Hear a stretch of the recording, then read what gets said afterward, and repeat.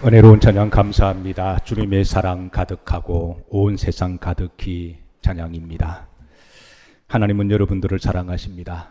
따라서 하십니다. 하나님은 나를 사랑하십니다.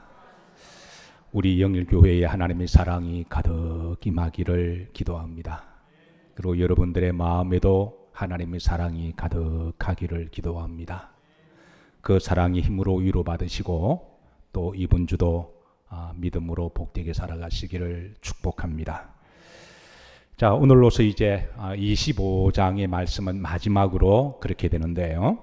24장과 25장을 한마디로 종말의 장이라고 그렇게 분류를 하죠. 사실 이 말씀은 결코 쉬운 말씀은 아닙니다. 하나님께서 우리를 사랑하셔서 영적으로 깨어있기 위해서 마지막 시대에 종말이 어떻게 되어감을 우리에게 계시하는 말씀이기에, 그래서 주께서 이 말씀을 통하여 깨어있는 자는 들을지어다 라는 말씀을 여러 번 반복하셨어요. 24장의 종말은 마지막 시대의 여러 징조들을 보여주십니다. 마지막 시대에 어떤 일들이 일어날 것이며 여러 징조들을, 그래서 그 징조들을 우리가 잘 분별하고 영적으로 판독하는 것도 그 사람의 믿음입니다. 지금 저 중동이 심상치 않습니다. 코로나도 끝났는데 저 중동 지역에 전쟁이 좀 빨리 끝나기를 기도하십시다. 지금 돌아가는 게 심상치가 않습니다. 24장은 종말의 여러 징조들을 말씀하시고 깨어 기도하라고 말씀하시고요. 25장은 종말의 비유를 말씀하시는 거죠.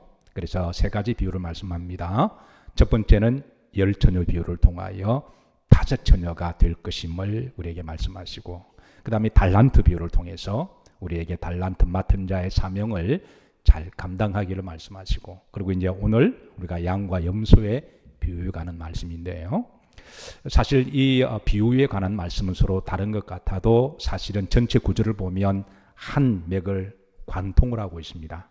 그래서 특별히 이제 오늘 마지막 비유는 양과 염소의 비유는 우리가 지난번 말씀에 양과 염소가 어떤 기질과 속성을 가지고 있는 것에 대해서 우리가 말씀을 나누고 있어요. 그래서 오늘은 이제 그 이후로 이제 우리가 이제 마지막까지 말씀을 나누는데요. 자, 본문에 등장하는 세 호칭이 있습니다. 이제 양이라고 하는 호칭이 나오고요. 그 다음에 오른쪽에 있는 자와 왼쪽에 있는 자라고 하는 또 명칭이 나와요. 그리고 또 하나의 호칭이 뭘까요? 바로 의인이라고 하는, 여러분 히브리인들에게 있어서 구약에 있어서 최고의 칭찬이 바로 의인이라고 하는 말입니다. 이거는 유대인들이 최고로 그 사람을 존중하고 칭찬할 때는 이제 히브리 말로 한번 미리 한번 따라서 하실까요? 짜데크. 한번 하시도. 키읔 발음이 뒤에 조금 여운이 있는 거는 조금 더 좋은데요. 짜데크라고 하는 이 호칭은 최고의 그런 호칭이에요. 여러분들은 주변 사람들한테 어떤 말을 들으면 제일 기분이 좋은가요? 예. 어떤 사람은 이쁘다 그러면 너무너무 좋아하시더라고요. 어떤 사람은 젊어 보인다 그러면 좋아하시고, 어떤 사람은 야 덕이 있다, 어떤 사람은 젠틀맨이다. 우리가 다양한 그런 이제 호칭들이 있는데, 하여튼 히브리인들은 이 자데크라고 하면 최고의 영광스러운 호칭으로 그렇게 여깁니다. 중국 사람들은 따거라는 말을 또 그렇게 좋아하더군요. 어쨌든 자, 그런데 이 세 호칭을 좀 정리할 필요가 있습니다. 이게 정리가 안 되면 이게 말씀이 막 혼동이 되거든요. 어렵기도 하고, 주님이 이 말씀하셨다가 어떨 때는 양으로 말씀하셨다가 어떨 때는 오른쪽에 있는 사람이라고 말씀하셨다가 또 어떨 때는 의인들이라고 말씀하셔서 이게 막 습격이 되면 혼동이 됩니다. 결론적으로 따라서 하십니다. 같은 말입니다. 이게 같은 성도를 부르는 또 다른 호칭인데요. 근데 왜 이렇게 분류하셨을까? 자, 양이라고 부르실 때는 성도가 이 땅에 살아갈 때 삶의 무대의 삶을 이야기할 때 이야기합니다. 이 땅에 살아갈 때는 우리가 어떻게 살아가야 할 것인가, 그리스도인의 정체성을 가지고 구체적으로 어떻게 살아가야 할 것인가, 그게 바로 이제 세 가지 비유 가운데 양처럼 살아갈 것을 이야기해요. 여러분, 양은 기본적으로 베이지컬리 착하죠. 우리 예수님을 믿는 사람들은 기본적으로 악하지 않고 착해야 될 줄로 믿습니다. 우리 믿는 사람들은 기본적으로 착하게 살아가야 됩니다. 그리고 목자가 이끄는 대로 전적인 순종과 헌신의 삶을 이제 보여주고 있죠. 그게 양이 목자를 따라가는 성도의 이 삶의 무대인데요. 이거는 이제 달란트 비유도 마찬가지입니다. 달란트도 이 삶의 무대를 이야기하는 거예요. 우리가 살아있을 때에. 자, 여러분, 마태복음 24장과 25장은 종말의 장을 이야기하면서 반드시 역사적인 종말은 있을 겁니다. 그건 하나님이 알아서 하시는 거고, 그러나 우리 개인의 종말도 반드시 다가옵니다. 예, 우리가 이 부분에 대해서 늘 진지하게 우리가 기도해야 되죠. 언젠가는 우리가 개인의 종말이 있을 거죠. 그러나 우리가 그 종말이 있기까지가 이 삶의 무대를 어떻게 우리가 성도로 살아갈 것인가, 양처럼 살아가야 되고, 달란트 받은 자들처럼 하나님 주신 사명 정말 착하고 충성되고 잘하였다. 예, 우리에게 주신 사명 잘 감당하시다가, 그리고 다섯 증거와 같이 오직 그리스도의 순결한 신보의 모양으로 믿음의 정죄를 지키고, 예, 영적으로 외도하지 아니하고 오직 예수 그리스도의 믿음의 정죄를 가지고 그렇게 살아가는 우리가 이 삶의 무대에 살아가는 성도의 정체성인 줄로 믿으시길 바랍니다. 자, 그리고 이제 사실은 세 번째 비유는요, 주로 이제 오른편에 있는 자에 대한 주된 말씀인데요, 이 호칭은 주님의 심판대 앞에 섰을 때 부르는 호칭입니다. 예, 우리는 언젠가는 우리 모두가 다 하나님의 심판대 앞에 설 거예요.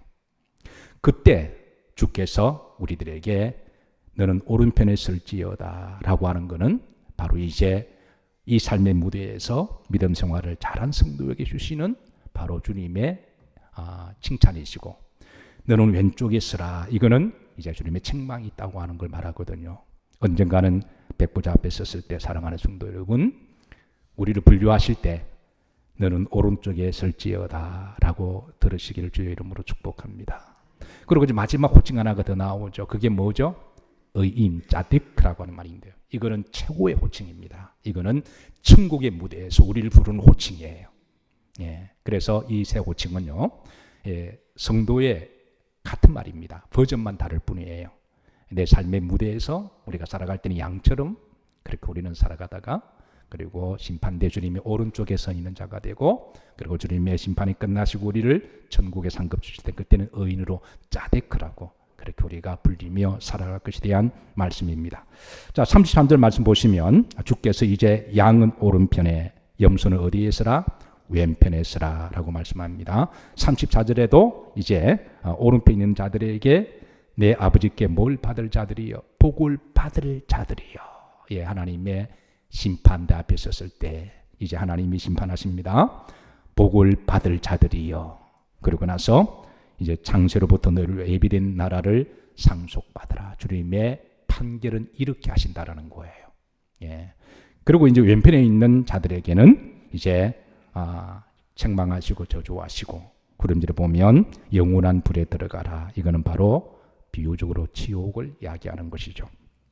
자, 그런 흥미로운 것은 왜 오른편이라고 말씀하셨을까? 예. 히브리인들에게서 오른편이라고 하는 영적 함의가 있습니다. 그게 이제 첫 번째 시편 18편 35절을 보면 오른편에 있다고 하는 건 하나님 편에 있다는 것을 의미합니다. 중간절을 보면 주의 오른손이 나를 뭐하고 붙들고 계신다. 이런 하나님 편에 서 있는 걸 이야기하죠. 믿음의 편, 신앙의 편을 이야기하고 있습니다. 예, 믿음의 편, 신앙의 편. 그러고 나서 이제 두 번째 이 오른편은 시편 139편 10절에 보시면 그때 주의 오른손이 나를 마시고 인도하시고 주의 오른손이 나를 만다 붙드신다. 그러니까 오른편은 하나님이 손잡고 인도하실 때 그 순종하고 따라가는 이들을 이야기하죠. 목자가 인도할 때 순종하고 따라가는 자. 예, 세 번째입니다. 시편 110편 1절에 보면 그거는 이제 후른대로 보면 너는 내 오른쪽에 앉아 있으라. 그런 구원의 자리를 이야기합니다. 구원의 자리. 그리고 존귀한 자리, 축복의 자리를 의미합니다. 따라서 구약에 주께서 오른쪽에 이렇게 있는 자라고 말씀하는 것은 한평생 그가 이제 세상의 편이나 사람의 편이나 서지 아니하고 하나님 편에 서서, 믿음의 편에 서서, 그리고 성령께서 말씀을 통해 우리에게 가르치면 그 말씀에 순종하고 믿음으로 살려고 애를 쓰고 사명 감당하다가, 그리고 이제 충성스럽게 감당한 이들에게 이제 구원의 자리를 주신다고 하는 그런 영적 의미가 있는 거죠. 사랑하는 성도 여러분, 늘 오른쪽에 주의 자리를 사모하시고 기도하시기를 주의 이름으로 축복합니다. 자, 34절에 보시면 오른편에 있는 자들에게 주시는 칭찬입니다. 중간절에 보면 내 아버지께 뭘 받을 자들이여 복을 받을 자들이여. 두 번째입니다. 창세 때로부터 너희를 위하여 예비된 나라를 뭐해라? 상속받으라 그랬습니다. 자, 그리고 나서 자, 이들에게 구체적으로 어떤 삶을 살아가는 6가지를 알려줘요. 자, 여러분 잘 보세요. 6가지가 35절 36절입니다. 자, 읽으시면서 한번 찾아보세요. 합독합니다. 내가 줄일 때에 너희가 먹을 걸 주었다. 목마를 때에 마시게 하였고 나그네 되올 때 영접했고 헐벗었을 때에 옷을 입혔고 병들을 때에 돌보았고 옥에 갇힐 때에 와서 보았느니라. 6가지 행위가 나와요. 자, 이때 의인들이 이야기합니다. 자, 호칭이 이제 30절 보면 의인들로 싹 바뀌어요. 호칭이 바뀝니다. 이 호칭 보면 의인들이 대답하되 주여 우리가 어느 때에 주께 줄인 것을 뭐하고 보고 그랬습니다. 그리고 다음입니다. 음식을 대접하였으며 목마르신 것을 뭐하고 보고 마시겠습니까? 이어집니다. 38절입니다. 어느 때에 나그네 되신 것을 뭐하고 보고 영접했고 헐벗으신 것을 뭐하고 보고 옷 입혔습니까? 39절 어느 때에 병드신 것이나 옥에 갇힌 것을 뭐하고 보고. 그러나 그 마지막으로 이렇게 합니다. 따라서 한다 배웠나이까. 자, 여인들이 대답합니다. 나는 주님을 본 적이 없습니다. 사실 예수님을 육체적으로 본 사람은 주님과 동시대에 사역했던 제자들이나 그 성도들입니다. 주님이 부활 승천하시고 난 다음에 주님을 육체적으로 본 사람은 아무도 없어요. 우리 기독교 2000년의 역사 가운데 주님이 부활 승천하시고 난 다음에 그 이후로는 주님을 육체적으로 본 사람은 아무도 없어요. 혹시 여러분들 보신 분 계시나요? 만약 보셨다고 한다면 아마 꿈속에 보셨거나 환상 중에 보셨을 거예요. 그래서 오늘 이 의인들이 이야기합니다. 아니 내가 주님을 직접 본 적이 없는데요. 근데 주님은 너희들이 나를 보고 이렇게 했다라고 이야기하니까 나는 육체적으로 주님을 본 적이 없습니다. 라고 그렇게 대답한 거죠. 예. 자, 그러자 주님의 대답입니다. 자, 40절입니다. 주님이 말씀하시기를 내가 진실로 말한다. 후림들입니다. 합독합니다. 너희가 여기 내 형제 중에 지극히 작은 자 하나에게 한 것이 곧 내게 한 것이다. 그러니까 지난 20년 동안에 주님이 승천하시고 난 다음에 여러분 주님 한 번도 본 적이 없으시죠? 예. 그런데 주께서는 이 지극히 작은 자에게 너희들이 하는 것이 내게 한 거라고 이야기하는 거예요. 자, 그리고는 일단 이제 그 다음에 또 심판으로 넘어갑니다. 41절에 왼편에 있는 자들에게 말하기를 이제 역순입니다.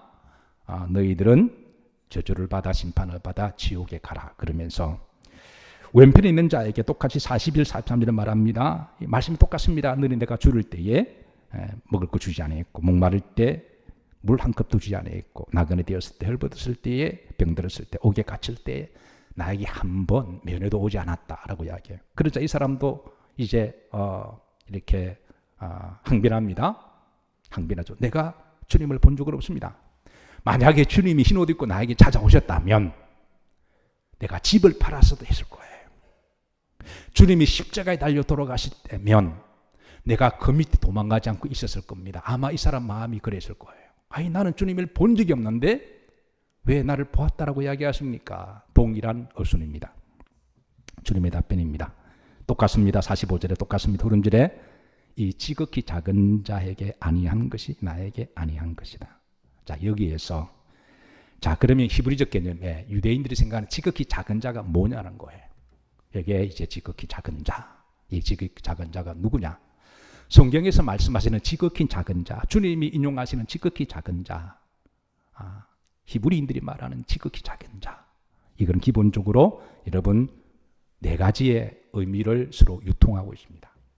첫 번째 뭐냐면 사회적인 약자를 이야기합니다. 사회적인 약자, 자신의 힘으로 살아갈 수 없는 사람들. 예수님 시대의 가장 대표적인 사회적 약자가 세 종류가 있었는데요. 사회 구조적으로 그 약자가 누구냐면 어린아이들이었습니다. 어린아이들이 영혼도 없다고 생각하던 시대였기 때문에 막 함부로하던 시대였죠. 예, 누가 키우지 않으면 살아갈 수 없는 그런 사회적 구조.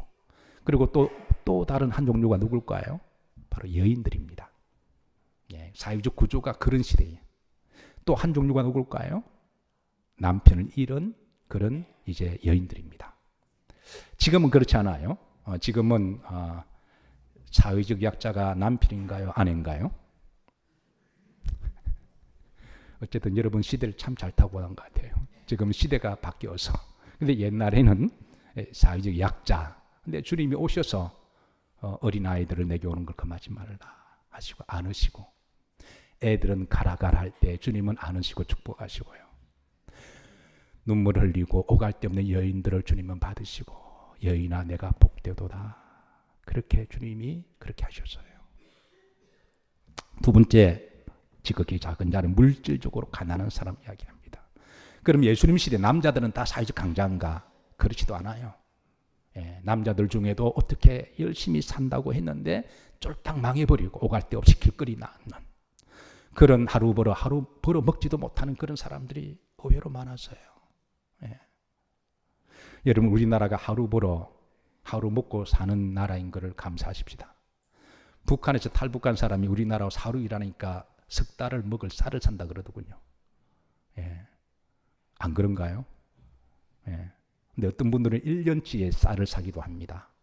어쨌든 예수님 당시는 하루 먹지도 못하고 시장통이 나와가지고 그런 사람들을 사회적 약자라고 부르고요. 세 번째입니다. 질병으로 고통을 당하는 사람. 질병으로. 그런 점에 있어서 여러분, 우리 모두는 다 언젠가는 사회적 약자가 되지 않겠어요? 건강할 때도 있었고, 근데 항상 건강할 수는 없잖아요. 상한 갈 때 꺾지 않아야 하시고, 꺼져가는 등불 끄지 않아야 하시는 하나님. 그러니까 사회적 약자를 가장 고대에서는 얼마나 무시하고 함부로 대했나요? 사람 일 시킬 때 주머니 손 넣고 눈 깔고 발로 지시하고 막 그런 시대잖아요. 어떻게 하냐고요? 제가 아르바이트 할 때 당해봤거든요. 그런데 하나님은 그러지 않으셨어요. 꺼져가는 등불 끄지 아니하시고 그를 보호하시는 하나님. 우리도 언젠가는 여러분 질병적으로 사회적 약자가 될 때가 있을 겁니다. 네 번째, 억울한 일로 고난을 당하거나 감옥에 갇힌 사람. 그러니까 감옥에 갇히는 경우요, 억울한 일로 당해서 감옥에 갇히면 얼마나 더 심장이 이렇게 억울할까요? 제가 아는 분이 사업하다가 보증을 잘못 써가지고 6개월 동안에 경제사범으로 들어가셨어요. 너무 억울한 거예요. 모든 재산 다 빼앗겼는데 격리하고 회계가 둘이 짜가지고요, 홀라당 그냥 그 기업을 다 가져가 버렸대요. 저희 친족 이야기입니다. 저희 매형 이야기인데요. 6개월 동안에 감옥에 있는데 너무너무 마음이 아프더라는 거예요. 그런데 면회를 가면 그게 너무너무 마음이 고맙더라는 거예요. 히브리인들은 그런 사람에게 면회를 오고 가면 감옥에 갇힌 사람이 뭐라 부른지 아시나요? 짜딕라고 부릅니다. 와서 한번 손이라 잡아주고 기도해 주는 게, 그러면 돌아갈 때는 짜딕이라고 불러요. 심지어 내가 잘못해서 감옥에 갔더라도 남들은 나를 다 죄값 받는다 그래도 가서 면회 한번 가주면 짜딕이라고 불러요. 여러분, 사랑하는 성도 여러분, 혹 여러분 가족들 중에 그 누구라도 혹시 어떤 일로 말미암아 감옥 가신다면 여러분 반드시 면회 가시기를 주의 이름으로 축복합니다. 그거는 가족의 도리기도 하고 그리스도인의 도리기도 합니다. 요런 네 종류의 사람을 짜디크라고 불렀어요. 주님께서는 마태복음 10장 42절에 또 이런 말씀합니다. 또 누구든지 제자 이름으로 이 작은 자 중 하나에게 맹수한 것이라도 대답하면 그거를 짜디크라고 부릅니다. 자, 성경적 관점에서 누가 의인인가?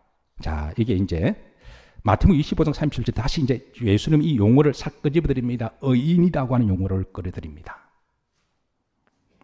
사실 이 의인에 대한 이해는 구약 신학에 있어서 매우 중요한 신앙이었습니다. 왜냐하면 성경에 의인이라는 말이 굉장히 많이 나오거든요. 그 최고의 이제 하나님에 대한 성도를 부를 때 명칭으로 여겼기 때문에 우리가 잘 아는 대표적인 의인에 관한 말씀이 있습니다. 로마서 3장 10절에 있습니다. 기록된 바 뭐는 없나니 의인은 없나니 하나도 없다. 자, 그런데 이 말씀과 충돌이 되는 말씀이죠. 로마서 1장 17절에 보시면 기록된 바 오직 의인은 뭐로 말미암아 살리라? 야, 여러분, 이 두 말씀은 서로 충돌이 돼요. 의인은 한 사람도 없다 그랬는데 어떻게 의인이 믿음으로 살아요? 예. 그래서 사실 이 두 말씀은 서로 상반되는 충돌되는 말씀 같기도 하고, 그리고 이 외에도 의인에 관한 말씀 성경이 굉장히 많은데 이게 히브리 신학의 이게 난제였습니다. 누가 의인인가? 의인은 최고의 칭찬이고 최고의 호칭인데 이걸 어떻게 해석해야 되느냐? 그래서 서구 신학의 기초를 닦았다고 하는 성 어거스틴은 말하기를 의인이라고 하는 것은 바로 선언적 의미다라고 해석을 합니다. 그러니까 이것은 과정적 의미에서 의인을 이야기를 해요. 여러분, 이 말이 조금 어렵나요? 자, 이게 무슨 말이냐면 오직 의인은 믿음으로 말미암아 살리라. 의인은 없나니 한 사람도 없다라는 이 말씀을 어거스틴은 뭐라고 보냐면 하나님이 우리를 의인이라고 호칭할 때는 그 사람이 존재론적으로 지금 의인으로 갑자기 확 변한 게 아니라 선언적 의미에서 이제 앞으로 의인의 삶을 살아가게 하신다라고 하는 과정적 의미로 해석했습니다. 자, 질문합니다. 자, 여러분들이 예수님을 나의 구주로 영접했을 때 우리 모두에 다 약한 부분이 있고 그게 뭐 성품일 수도 있고 우리가 나쁜 습관이 있을 수가 있습니다. 그게 하루아침에 성품이 확 바뀌어서 여러분 성품이 확 바뀌나요? 근데 여러분 그런 분 계시면 손 한번 들어보시죠. 술도 하루아침에 싹 끊어졌고 담배도 먼저 싹 끊어졌고 인간이 완전히 바뀌었습니다. 그런 분 계시나요? 예.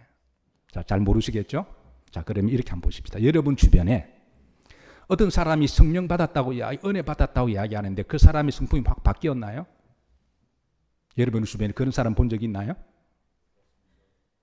옆 사람만 보시죠. 옆 사람.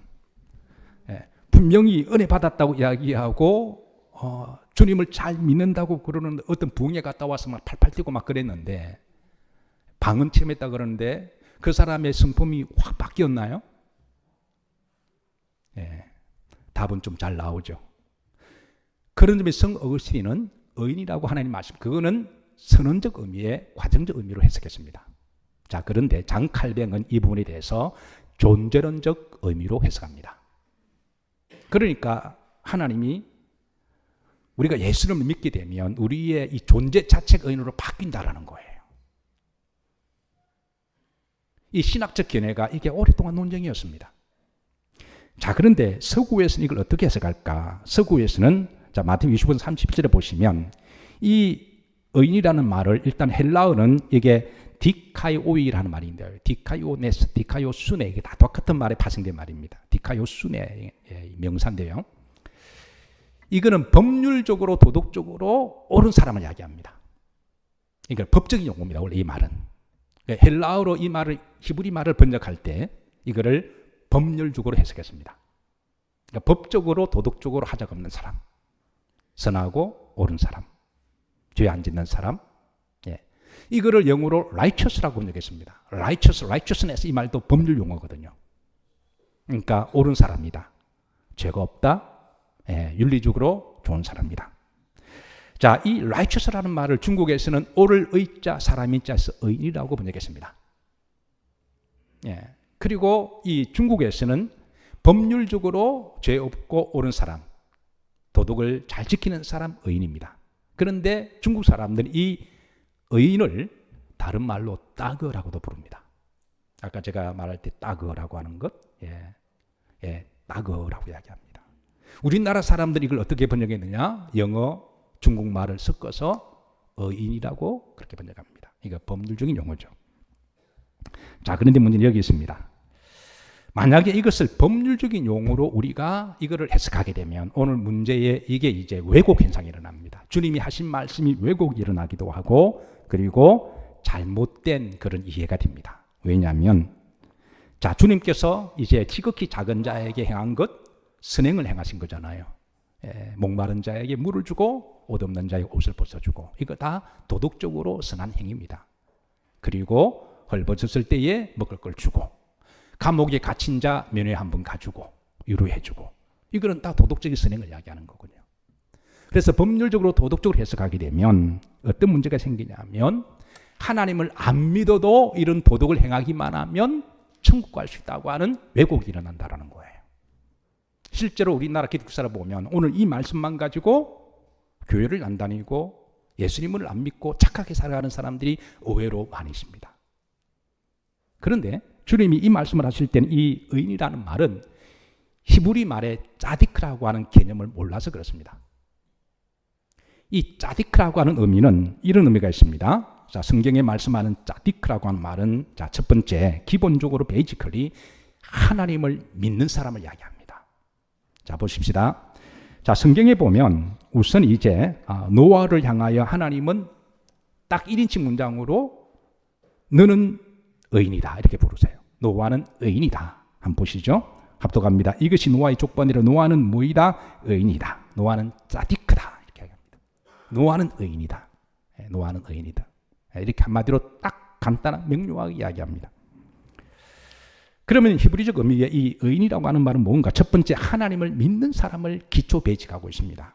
자, 시편 37편 39절에 보면 의인들의 구원은 누구로부터 오나니? 하나님으로부터 온다.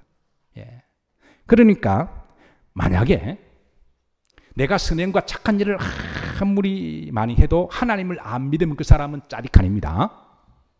예. 그러니까 하나님을 믿는 사람은 선행보다도 우선적으로 누구를 믿는 사람이라고요? 하나님을 믿는 사람을 짜디크의 첫 번째 베이직입니다.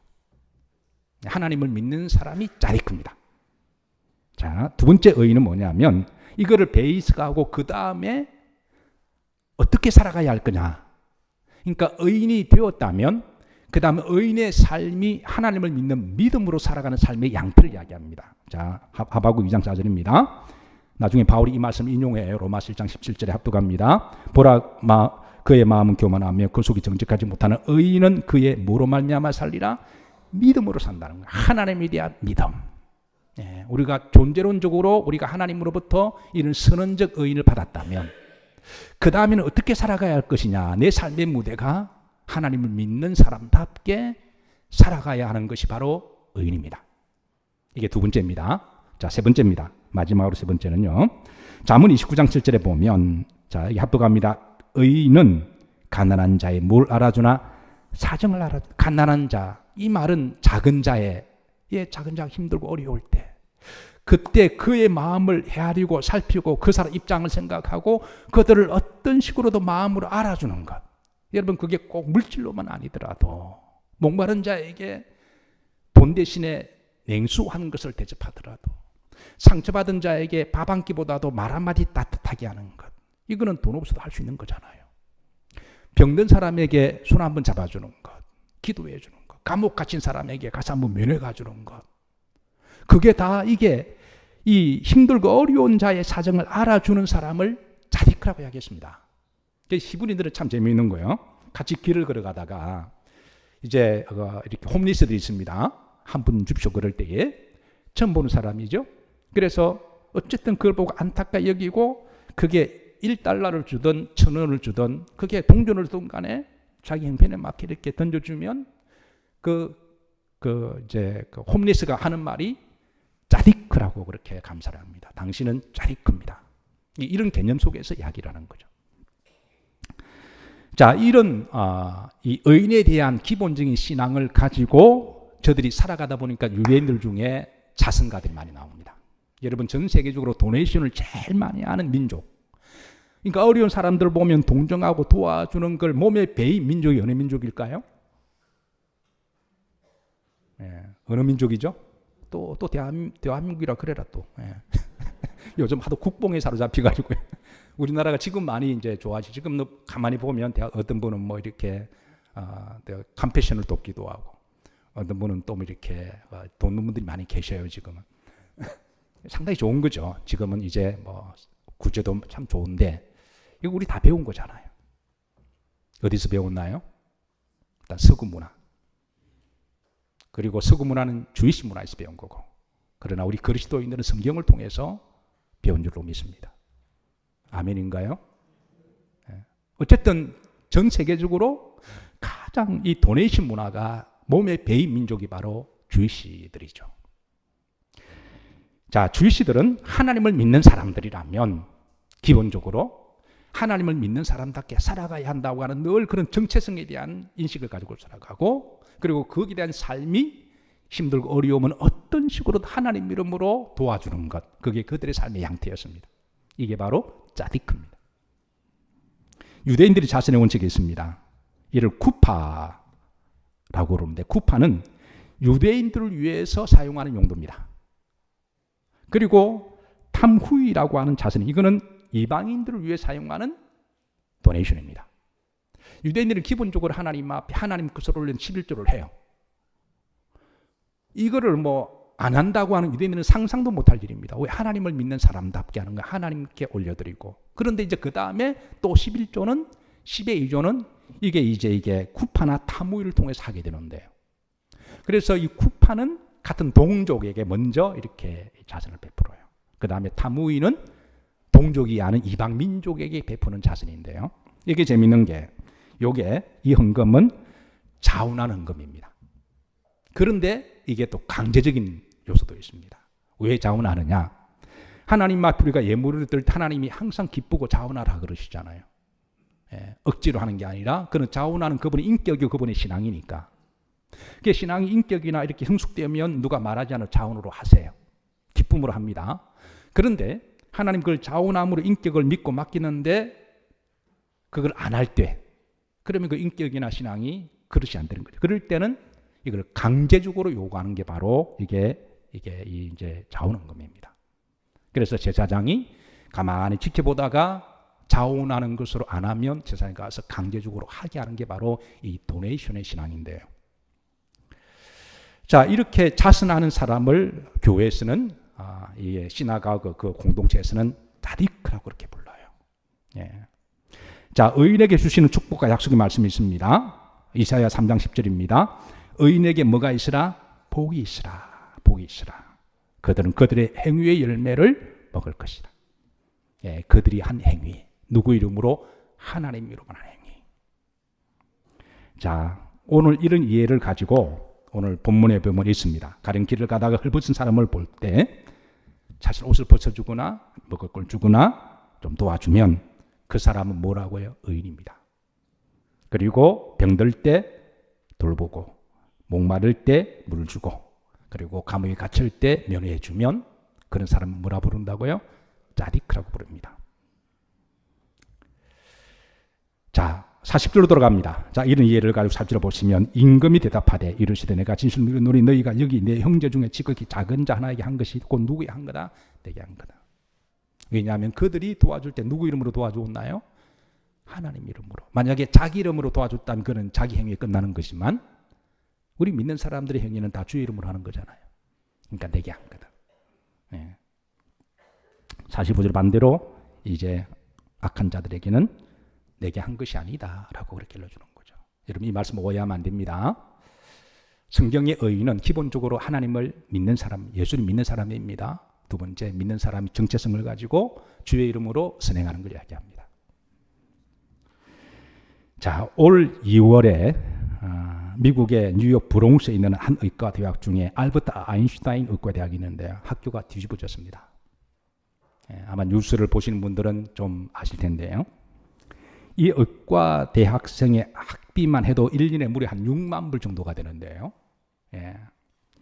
환화로 따지면 한 8천만 원, 9천만 원 정도가 될 겁니다. 그런데 이 학교의 의대생이 총 183명인데요. 그 중에 59%가 여성이고요. 18%가 아주 가난한 학생들로 되어 있습니다. 그리고 그 학교의 절반은 흑인, 아시아, 히스패닉, 마이너리티에 있는 동양 아이들. 그러니까 그 학교의 절반 이상이 제대로 학비를 낼 수 없는 그런 어려운 학생들이라는 거예요. 그 학교의 통계를 따르면 학교를 다니는 동안에 대부분 아이들이 대출을 받아 학비를 내게 되는데요. 졸업할 때가 되면 한 아이당 보통 개인적으로 20만 불, 30만 불의 빚을 지고 졸업한답니다. 한 3억, 4억을 빚을 지고 졸업하는데, 그래서 들어는 학비를 벌고 공부하다 보면 이 의대 공부가 보통 어려운 거 아니잖아요. 그래서 많이 두랍한다는 거예요. 그리고 겨우 졸업을 해도 한 몇 년 동안에 또 그 학비를 갚는다고 또 정신이 없다 그럽니다. 그런데 어느 올 2월 26일입니다. 강당에 그 학교 총장이 아이들을 다 모았습니다. 학생들은 그날따라 주례라고 생각했는데 그날 서프라이징 발표를 합니다. 총장이 여기 있는 모든 학생들 앞으로 4년 동안 전액 장학금을 주어서 학비를 면제준다는 거예요. 4년을 계산하면 한 4억 정도가 되는 금액이거든요. 이 소식을 들은 학생들은 글자 그대로 난리가 났습니다. 사진 한번 보실까요? 네, 사진 보면 아마 아이들이 뛰고 난리가 났습니다. 서로 부둥켜 안고요, 울고 그냥 난리가 났습니다. 근데 여러분 궁금하지 않나요? 누가 이 도네이션을 했을까요? 한 명만 해도 어떤 사람들은 떠들고 다니는데 누가 했을까? 그 183명 중에 그런데 어떤 아이가 저는 이번에 학비를 냈는데요. 그 아이들은 어떻게 했을까요? 총장이 환급해 주는 거로. 그렇게 하니까 더 난리가 난 거예요.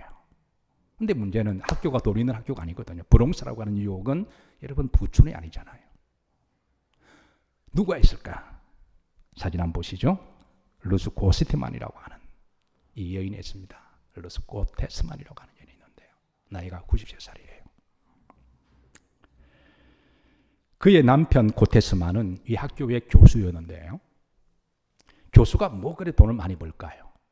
그런데 이 사람은 엄청난 거부입니다.